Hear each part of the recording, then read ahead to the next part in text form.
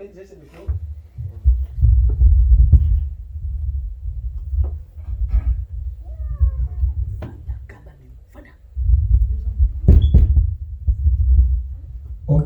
nous allons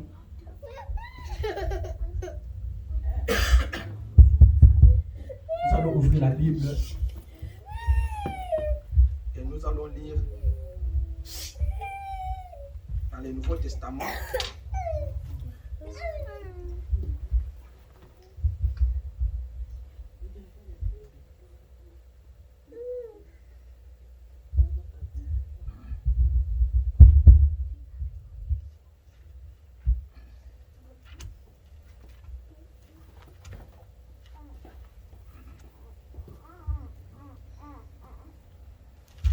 Prenons dans les livres de... Je pense...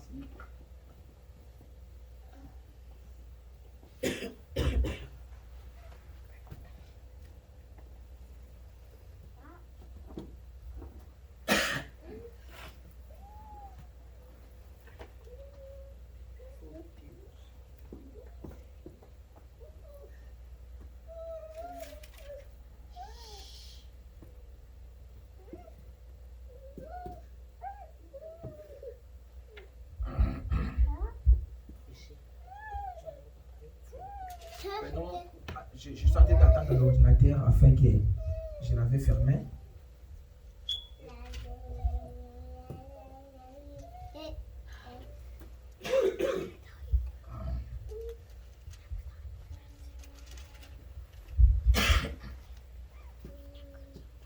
Prenons Luc 24, verset 13. Avant que cela. Luc 24.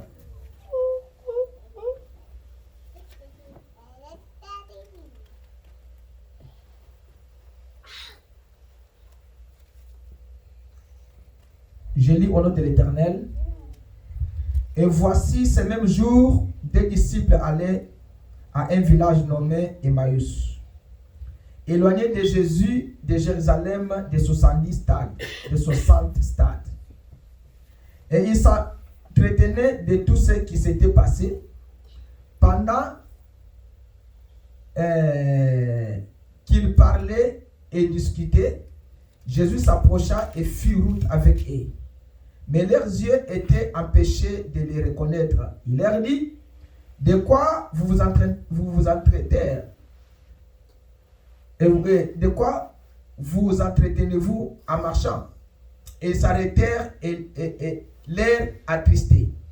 L'un dénommé Cléopas lui répondit, es-tu le seul qui séjourna à Jérusalem?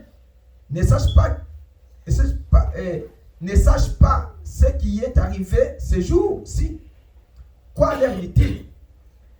Ils lui répondirent ce qui est arrivé au sujet de Jésus de Nazareth, qui était un prophète puissant en œuvre et en parole devant Dieu et devant tous les peuples.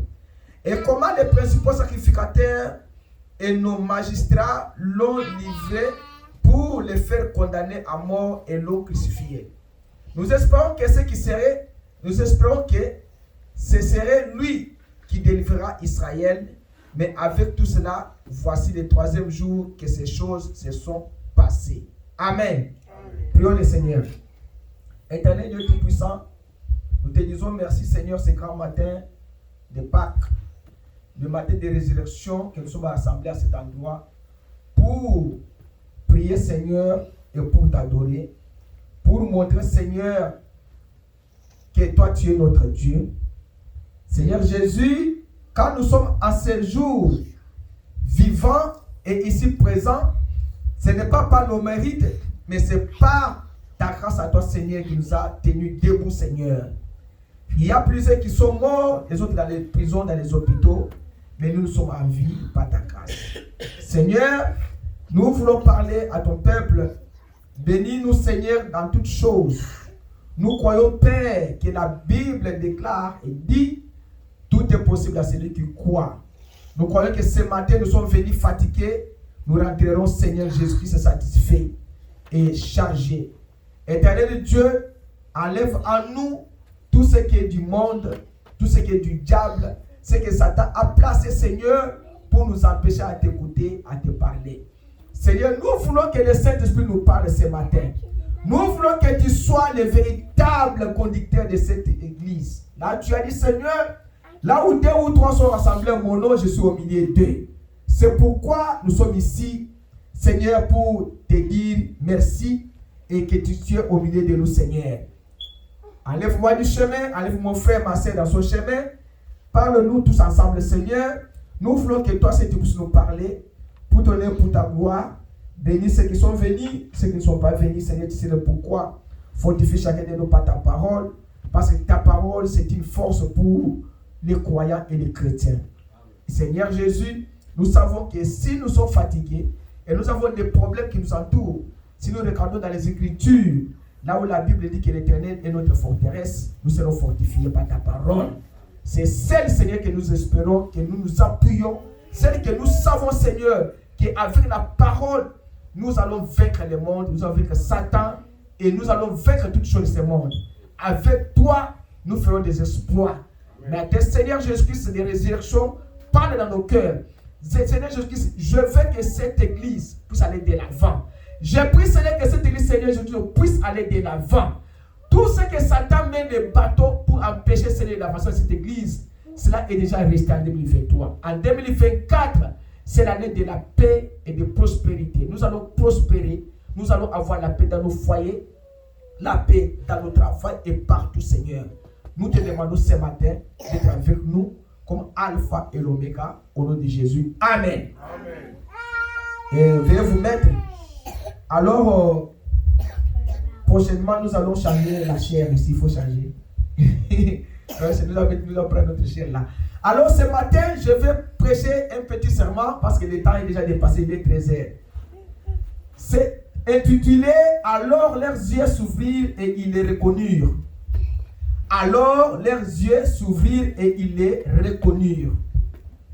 Ici, la Bible dit que ce jour-là, il y avait des femmes qui étaient allées au sépulcre de Jésus. C'était Marie de Magdala et Marie, mère de Jacques. Alors, ils étaient allés pour mettre le parfum sur leur maître qui était Jésus-Christ. Alors, quand ils sont arrivés au sépulcre, ils ont trouvé que le sépulcre était ouvert. Alors, ils commençaient maintenant à se dire, oh, il y a quelqu'un qui a enlevé notre maître. Alors,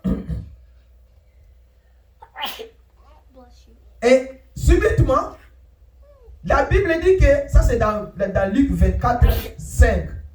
Saisis de frayeur, ils baissaient le visage contre terre. Mais il leur dit, pourquoi cherchez-vous parmi les morts celui qui est vivant? Cela veut dire que les disciples les femmes étaient allées au sépulcre. Au premier jour de la semaine, elles se rendaient au sépulcre, les grands matins portant les aromates qu'elles avaient préparés, et elles trouvaient que les pierres étaient roulées devant le sépulcre.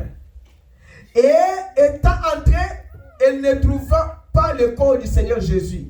Comme elles ne savaient que penser de cela, voici deux hommes leur apparurent en habit resplendissant, saisis de frayeur, ils baissaient le visage contre terre, mais il leur dit, pourquoi cherchez-vous les vivants parmi les morts? Pourquoi cherchez-vous parmi les morts celui qui est vivant? C'est que notre Seigneur Jésus est celui qui est vivant au siècle des siècles. Il y a des gens qui vont chercher Jésus parmi les morts. Jésus n'est pas parmi les morts, Jésus est parmi les vivants. Parce que Jésus est vivant au siècle des siècles. Alors, ils ont dit,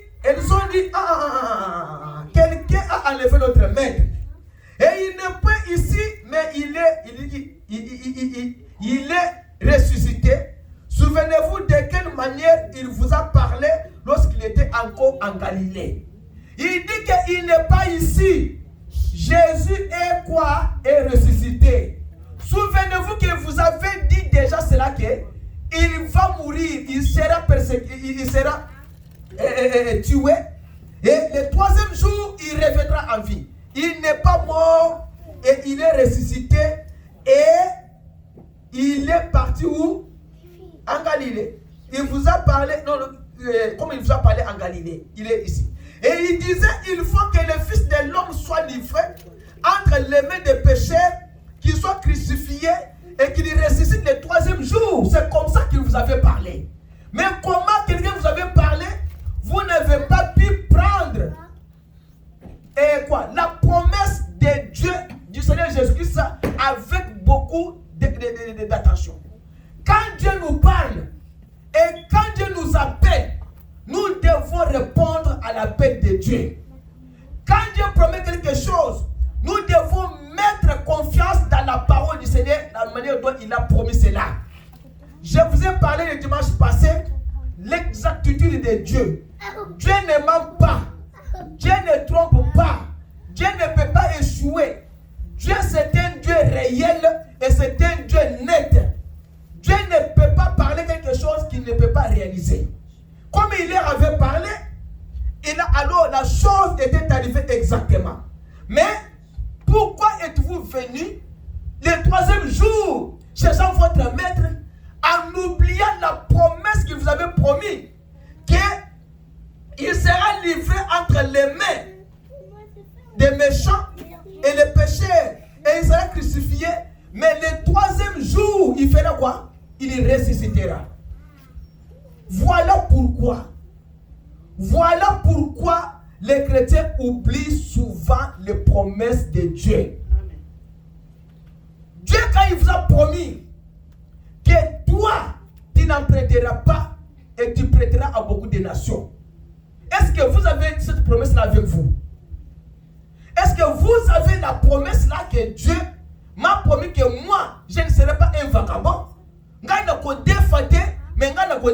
Est-ce que vous en avez? Aujourd'hui, les chrétiens oublient les promesses de Dieu. Dieu, quand il promet, il y réalise. Il ne peut pas promettre pour vous dire que non, j'avais oublié. Et excusez-moi, et je m'étais trompé. Non. Ça, ce n'est pas Dieu. Il dit, maintenant, nous allons dire ceci. Notre Seigneur Jésus, béni, quand il était sur la terre, il a dit aux disciples, encore un peu de temps, le monde ne me verra plus. Mais vous me verrez. C'est ça, non? Ah oui, il faut être avec moi. Jésus, quand il était sur la terre, il a dit aux disciples, encore un peu de temps, le monde ne me verra plus. Mais vous me verrez. Pourquoi? Parce que le monde que Jésus t'a dit de parler, ce n'est pas le monde que nous voyons ici. Jésus parle. Il vous dit que le monde ne me verra plus, mais vous me verrez quand je serai avec vous et même en vous jusqu'à la fin du monde. Maintenant, le monde que Jésus parle ici, ce n'est pas le monde que vous voyez ici. C'est l'ordre du monde. Les gens de ce monde, ils peuvent voir Jésus, ils peuvent regarder Jésus, mais pour ne pas voir. Il y a un ami à l'université qui m'avait dit que je peux te regarder pour ne pas te voir. Je lui ai posé la question, est-ce que tu peux m'expliquer? Oui, parce que regarder et voir sont des choses différentes. Le cœur de l'homme voit, le cœur ne regarde pas. Les yeux de l'homme voient. Vous voyez? Il dit que alors leurs yeux s'ouvrirent et ils les reconnurent.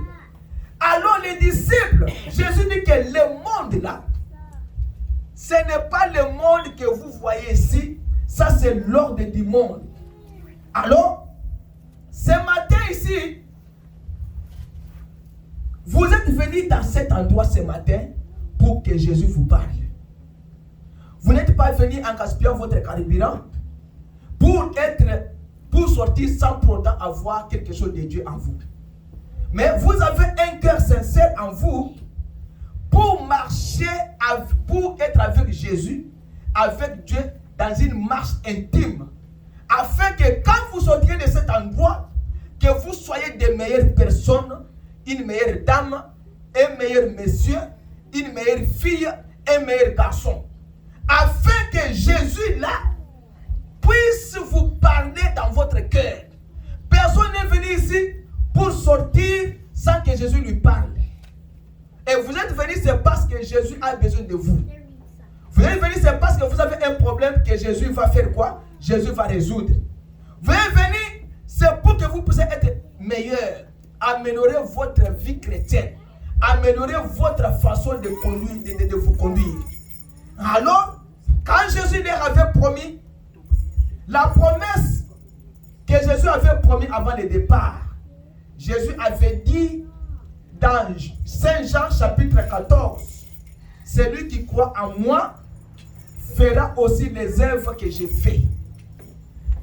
Il en fera davantage parce que je m'en vais au Père et je reviendrai, comme il a dit dans Jean 14, je serai avec vous, même en vous, jusqu'à la fin du monde. Maintenant, on nous dit que quelles sont maintenant les œuvres que Jésus a fait sur la terre? Les promesses que Jésus avait promis, il avait promis beaucoup de choses. Comme hier, quand j'ai parlé, quand j'écoutais la prédication, il y a un prédicateur qui a dit ceci. Il a dit que Tommy Osborne, ça c'est connu de tout le monde, c'est un grand pentecôtiste, un grand qui a fait un grand réveil ici en Amérique et partout dans le monde. Il a été défié par un hindou, un indien. Il lui a dit que votre Jésus a promis dans Jean 14, 7 là, celui qui croit en moi fera aussi les œuvres que j'ai fait. Ah, ça c'est un musulman avec un pasteur chrétien. Maintenant, un bouddhiste avec un chrétien sur la base de la Bible. Alors, il a pris le Coran, il a mis par terre. Il a demandé aussi au Tommy Osborne, prends aussi ta Bible, mais aussi par terre. Mais votre Jésus a dit dans Jean 14, les œuvres que j'ai faites, vous les ferez et aussi plus grand que ça. Maintenant, montre-moi les œuvres de Jésus. Vous avez dit que notre Mahomet est mort dans la tombe. Moi, j'ai dit oui, Mahomet est mort, Mahomet est dans la tombe. Mais vous avez dit que votre Jésus n'est pas dans la tombe, il est ressuscité. Ah! Maintenant, notre Jésus qui est ressuscité, il nous a promis que les œuvres que je fais, vous les ferez aussi plus grands. Maintenant, voici quelqu'un qui est astropié. Voici la mort. Lui, votre maître Jésus, a ressuscité Lazare. Frère, avoir Jésus dans le cœur, c'est une espérance éternelle. Vous allez vaincre toutes choses avec Jésus. Jésus ne ment pas. Il ne peut pas vous promettre et commencer à vous promettre. Non, non. Jésus ne promet pas deux fois. Dieu ne promet pas deux fois. Dieu, quand il promet, il réalise au temps convenable. Maintenant, Tommy Osborne s'est regardé sans puissance et il ne pouvait rien faire. Tommy Osborne, sa femme ici, lui ici, et il est resté statue sans pouvoir faire quelque chose. Il est rentré en Amérique, il a quitté l'Inde, il est rentré en Amérique. Il est allé trouver William Branham. Sa femme, passant dans l'église de William Branham, le même passage que Tommy Osborne avait prêché là-bas en Inde, on avait défié. Le même passage que William Branham prêchait, il guérissait les malades. Et Tommy Osborne est venu voir William Branham, il lui a parlé de ça. William Branham a dit que non, viens. Il est venu, on lui a posé la main, il a reçu le Saint-Esprit, la puissance de Dieu.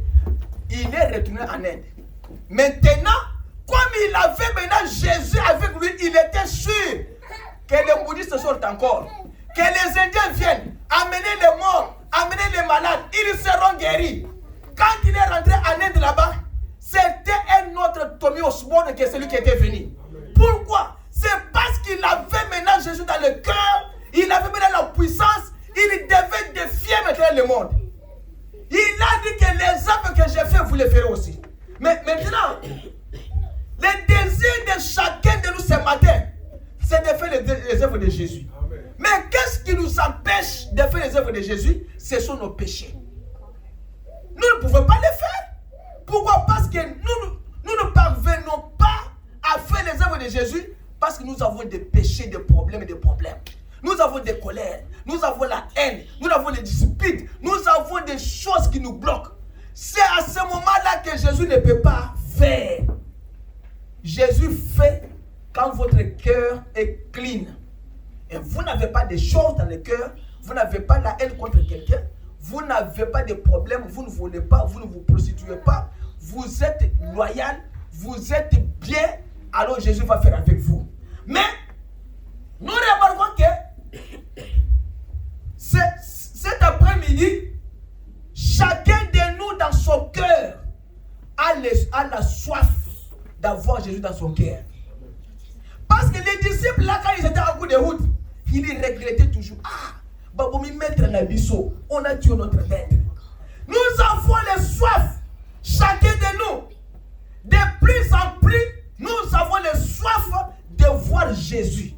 Parce que Jésus, là, quand vous le voyez, il va vous donner l'assurance bénie. Ça, c'est Jésus. Parce que prenez dans les prédications que les prédicateurs prêchent, mettez seulement Jésus au centre de tout et vous allez remporter la victoire. J'étais allé à Kinshasa. Avant d'aller à Kinshasa, je suis allé à Kentucky.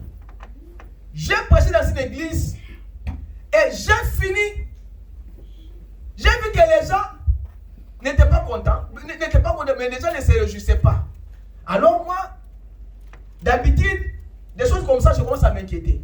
J'ai vu même que les gens de l'église que j'aimais beaucoup, il m'est passé toujours. Ok. Je suis allé maintenant, avant de rentrer ici, je suis allé dans la chambre. Alors j'ai prié. J'ai dit, pourquoi j'ai prêché la prédication comme ça? Les gens ne se sont pas réjouis de la prédication. Après quelques temps, la voix me dira, pourquoi tu sais que ces gens ne se sont pas réjouis? Je dis, je ne sais pas. La voix m'a dit que non. Parce que quand tu prêches, tu n'introduis pas Jésus dans tes prédications. Ça veut dire que vous prêchez beaucoup de choses, mais la prédication. Et vous ne mettez pas Jésus au centre de votre prédication. Quand vous allez mettre Jésus au centre de la prédication, tu verras comment ça sera en ébullition. J'ai dit, ok, j'ai aimé la chose. Je suis allé à Kinshasa, un mois plus tard. Je suis entré dans une église. J'ai prêché le jeudi. Alors, les gens ont écouté, ils ont dit, était le oyo. Tout le monde a été le souche. Les dimanches maintenant, il y avait déjà même de mon quartier qui étaient finis. Oh, Féberté est fini, il est presque tel endroit, ils sont venus. Quand ils sont venus, je leur ai dit ceci. Quand j'ai prêché à Kentucky, la voix m'avait dit que quand tu prêches, tu n'introduis pas Jésus dans tes prédications.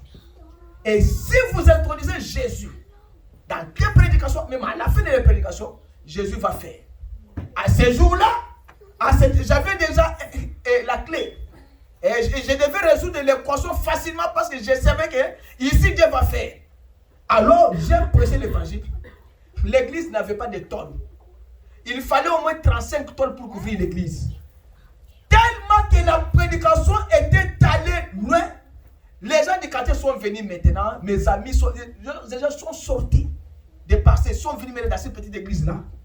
Et à la fin, le Saint-Esprit leur a dit, l'église que vous voyez ici, 100 tôles ici, le dimanche prochain, vous allez couvrir cette église de toutes les tôles que vous avez demandé. Ah! Je termine la prédication. Quelqu'un prend l'enveloppe. Il dit, voici mon enveloppe. 10 tôles. Pasteur a terminé ce que le bosso boy. Parce que c'est 10 tôles. Moussa a dit, ngai 7 tôles. Moussa a dit, ngai 6 tôles. Moussa a dit, ngai 15 tôles. Ngai 20 tôles. Ngai 6 tôles. C'est que le pasteur a eu l'argent de 70 quelques tôles au lieu de 35. Pourquoi? Parce que vous avez introduit Jésus dans la prédication. C'est à ce moment-là que Jésus va faire. Vous marchez sans Jésus. C'est pourquoi vous avez des problèmes. Alors, c'est pourquoi nous avons besoin de voir Jésus. Jésus a dit dans Hébreux 13:8 que je suis le même hier, aujourd'hui, éternellement. Amen. Christ Christ Jésus. Il dit que Jésus-Christ est le même hier, aujourd'hui, éternellement. Si les paroles de Dieu ne sont pas vraies, c'est que Dieu n'est pas aussi vrai. Ça c'est vrai. Si les paroles de Jésus ne sont pas vraies, Jésus n'est pas vrai et Dieu aussi n'est pas vrai. Pourquoi? Parce que Jésus a dit que les œuvres que j'ai faites, avant de les faire, je vois ça auprès du Père. C'est ça, non? Ça, c'est ce que Jésus a dit. Ça, c'est dans quel livre? Il a dit ça, je crois, dans Jean 9, bien dans Luc 9. Je dois arriver là-bas. Il a dit que, avant de faire quelque chose, moi, je dois d'abord voir ça en vision auprès du Père. Si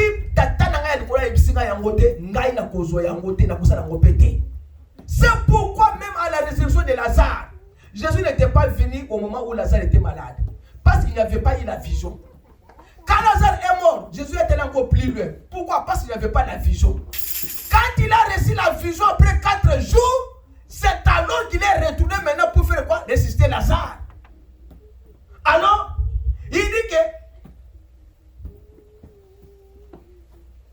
si les œuvres, si les paroles de Dieu ne sont pas vraies, alors Christ n'est pas vrai.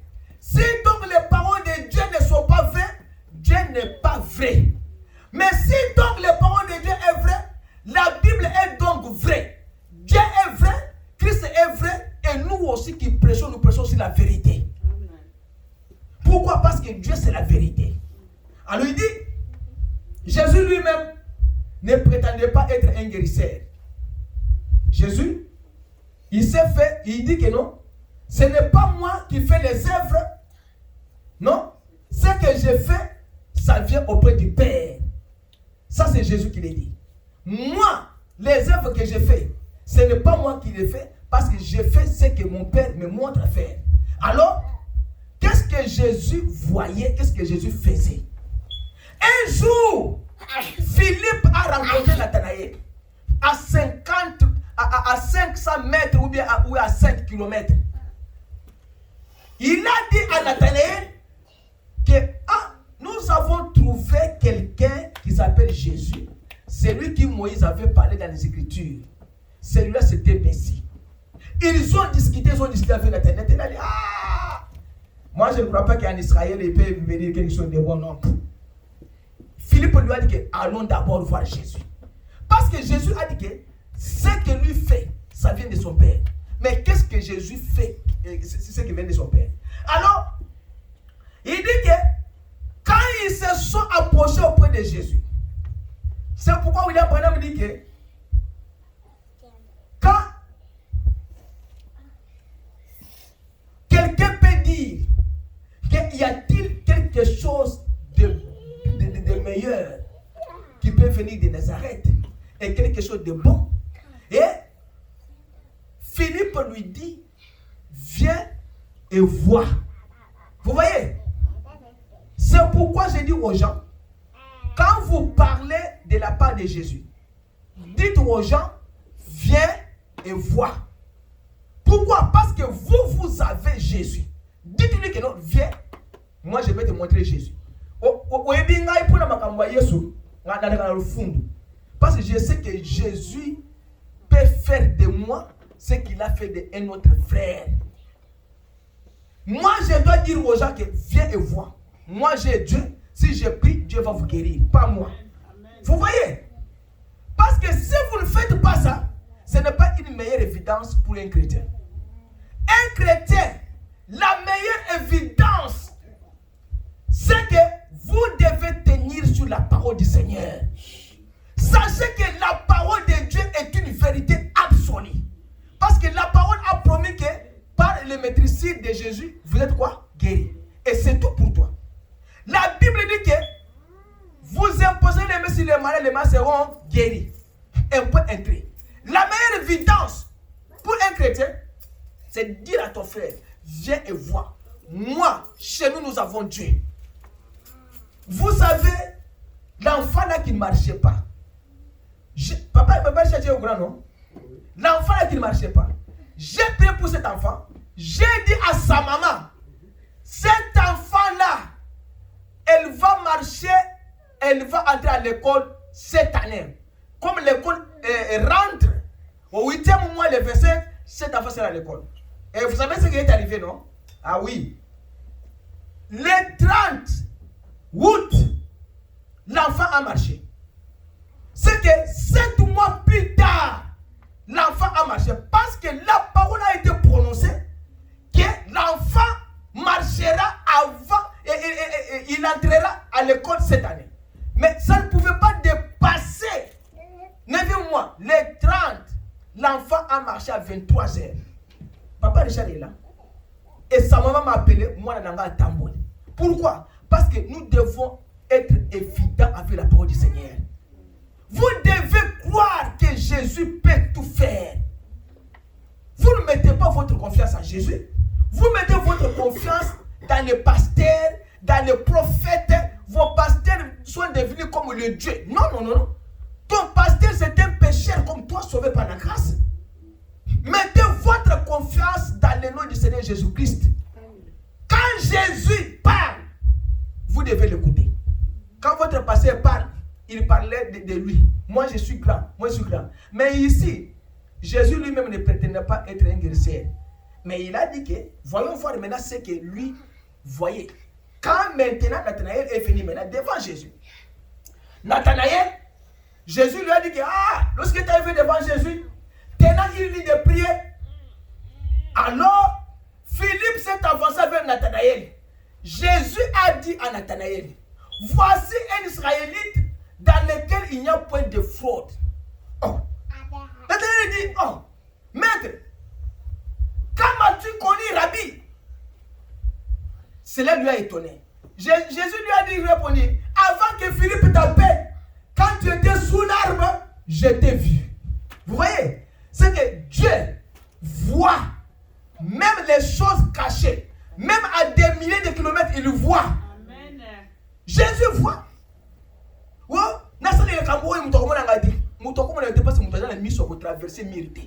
Mais Dieu a désiré pour traverser les murs. Dieu peut te voir au Congo et il dit la chose en Amérique. Vous voyez, mon épouse ici, il y avait une dame avocate qui nous avait aidé dans un problème ici.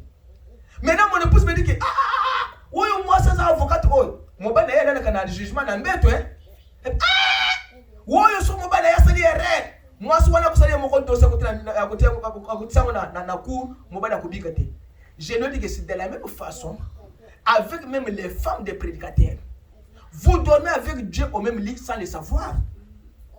Parce que Dieu peut voir. Si vous avez une femme qui a un don de vision, ou bien ton mari qui a un don de vision,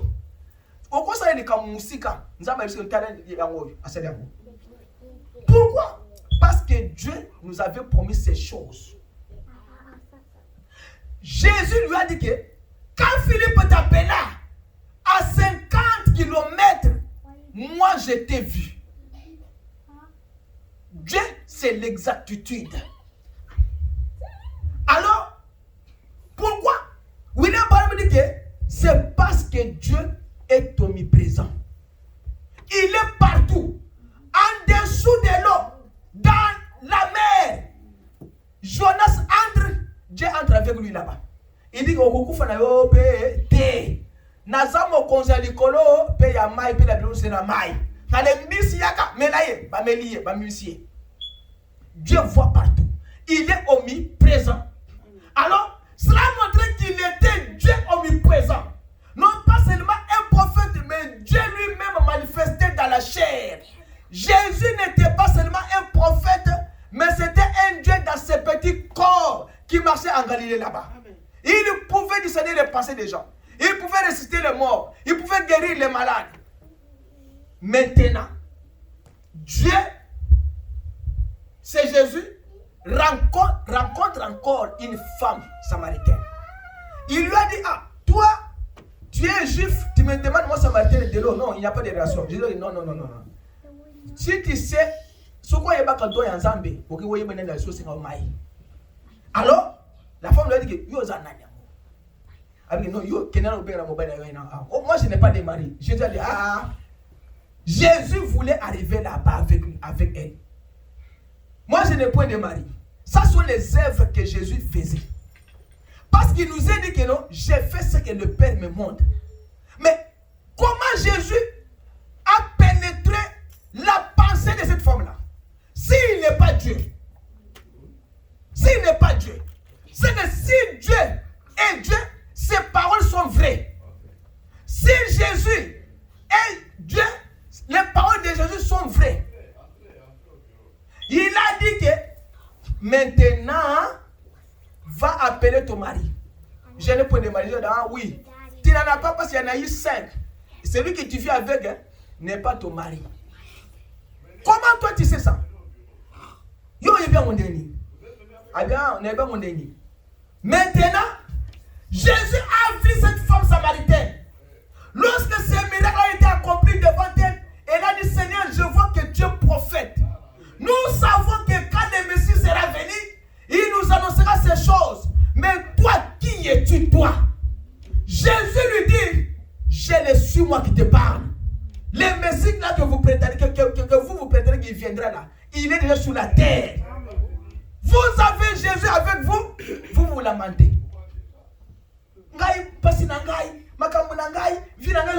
Mais vous avez Jésus chaque jour avec vous. Moi aussi, je n'ai pas de documents. Moi aussi, je n'ai pas de travail. Depuis que je suis dans ce pays, je n'ai pas de véhicule. Mais Jésus est avec vous chaque jour. Vous le faites avec quoi? C'est parce que vous êtes un aveugle. Alors leurs yeux s'ouvrirent et ils les reconnurent. Quand Jésus s'est présenté devant cette femme, la femme là était aveugle. Cette femme était aveugle. Il y a des gens qui sont des aveugles spirituels. Il lit la Bible, mais il ne sait pas que la Bible ici a ce qu'on appelle les interlignes. Tu peux lire Jésus-Christ et le même hier aujourd'hui éternellement. Moi, je peux prendre ça, prêcher de ma manière. 1000 personnes peuvent prendre une même citation et un même verset biblique, prêcher ça de plusieurs manières. Pourquoi? Parce que dans chaque ligne de la Bible, il y a ce qu'on appelle interligne. Dieu parle à travers les interlignes là. Alors, il lui a dit, quand la femme a écouté cela, la femme est allée maintenant dire, venez voir celui qui m'a tout dit. Quand les gens là sont venus, ils ont vu ce que Jésus a fait. Ils ont dit à la femme quoi? Nous ne croyons pas que parce que toi tu nous as dit cela, non. Nous croyons maintenant parce que nous-mêmes nous avons vu de nos propres yeux. C'est que cette femme était incrédule, c'est qu'elle était allée parler en ville quand elles sont arrivées auprès de Jésus. Elles sont acceptées. Ils ont dit à la femme que nous ne croyons pas parce que toi tu nous as dit non, parce que nous avons vu. Vous avez Jésus avec vous chaque jour. Est-ce que vous le voyez? Est-ce que vous voyez d'abord les miracles de Jésus dans votre vie chaque jour? Est-ce que chaque jour dans votre vie, vous voyez les miracles de Jésus? Jésus fait les miracles chaque minute de votre vie. Amen. Jésus vous protège chaque seconde de votre vie. C'est vrai. Mais est-ce que si Jésus ne vous protège pas, qui vous donne le souffle de vie? Hier j'étais au travail, souffle quand même. Mais si Jésus n'était pas là, on allait m'enterrer. C'est pour vous dire que Jean 5 disait, papa Jésus, tu as la Bible. Il faut acheter la Bible, je vous ai dit ça. Jean 5, 19. Il dit, en vérité, je vous l'ai dit, le Fils ne peut rien faire de lui-même. Il fait que ce qu'il voit faire au Père et ce que le Père fait. Le Fils aussi le fait pareillement. Exactement comme ça. Maintenant, le Saint-Esprit, comme lui voit ce que le Père lui dit et il le fait. Il a dit dans Jean 14 que votre cœur ne se trouble point. Croyez en moi et croyez en Dieu. Je m'en vais auprès du Père et je vous enverrai un autre consolateur. Il sera avec vous, même en vous, jusqu'à la fin du temps. Mais à la fin du temps là, c'est le temps que nous vivons. Et le Saint-Esprit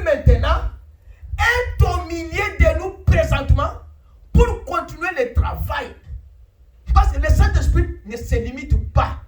Le Saint-Esprit n'a pas de mesure. Le Saint-Esprit ne peut pas être mesuré la grandeur. Non. Le Saint-Esprit, c'est comme l'amour. Ça n'a pas de profondeur. Maintenant, ce matin, comme j'avais lu dans Luc 24 là, le matin de Pâques, le matin qui jamais, on appelle ça Pâques, la Pâques ou bien les Pâques. Il n'y a aucune Pâques qui s'est déjà fait au monde plus que la Pâques à la résurrection du Seigneur Jésus-Christ. Ça, vous devez le savoir. C'est la première Pâques qui soit jamais levée sur la terre. Maintenant, et vous, rendez-vous compte que cette Pâques où nous célébrons, sa résurrection ne fait que pointer une autre grande Pâques à venir. Quelle est l'autre Pâques à venir que nous avons? Nous savons qu'il y a aussi la résurrection des morts qui attend aussi dans ce temps ici. C'est l'autre Pâques que nous attendons aussi. Les disciples là, sur le chemin de Emmaüs, quand il parlait Cléopas et son ami, pourquoi ils discutaient en cours de route? Ils discutaient en cours de route parce que c'était le moment de désillusion. Bazaki déjà découragé. Maître Nabiso, notre maître est mort. Et on a fait ceci, on a fait cela. Lui qui avait dit qu'il ferait ceci, il fait cela. C'était le moment de désillusion. Ils se discutaient. Et écoutez ceci bien. Quand ils discutaient au cours du chemin, à un certain moment, il y a quelqu'un qui est venu. Oh, qu'est-ce que vous parlez là-bas? Il dit, toi, tu ne sais pas qu'on a emporté notre maître. Est-ce que tel que tu es là, tu es un nouveau en Jérusalem ici, en Israël. Tu ne sais pas ce qui est arrivé. Alors, il a dit, non, dis-moi ce qui est. Hein? Vous dites?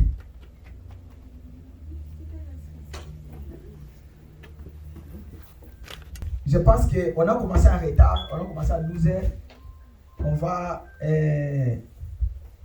va peut-être 5 minutes, on termine et on va continuer dimanche prochain parce qu'on a commencé vraiment en retard à 12h ici. Mais je voulais seulement dire la dernière des choses parce qu'on va continuer ça le dimanche prochain pour qu'on finisse ça. Alors, ce que je voulais dire ici, alors leurs yeux s'ouvrirent et ils les reconnurent. Parce que les disciples de Jésus, ils étaient encore aveugles, ils n'avaient pas encore reçu le Saint-Esprit. Quand ils avaient reçu le Saint-Esprit, c'est à ce moment-là que leurs yeux s'étaient ouverts. Vous voyez? Alors, ils ont reconnu Jésus. C'est pourquoi chaque chrétien, dès que nous sommes ici, nous devons savoir que nous allons reconnaître Jésus-Christ que quand nous recevons le baptême du Saint-Esprit. Aussi longtemps que le Saint-Esprit n'est pas encore en vous, vous êtes toujours un aveugle spirituel.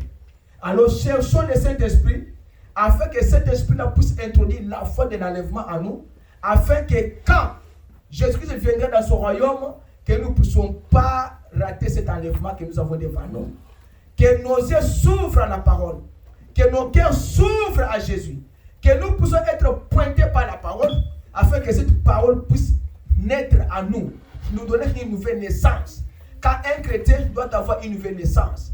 Que le Saint-Esprit puisse nous faire des meilleures personnes, des meilleurs messieurs. Parce que sans le Saint-Esprit, nous sommes toujours des aveugles et nos yeux seront toujours fermés. Que le Seigneur vous bénisse. Nous allons continuer le dimanche prochain parce qu'on a commencé, on a fait seulement 40 minutes. Alors comme les gens sont là-bas, on va continuer le dimanche prochain. On va chanter et on va prier le Seigneur. On va prendre aussi les offrandes.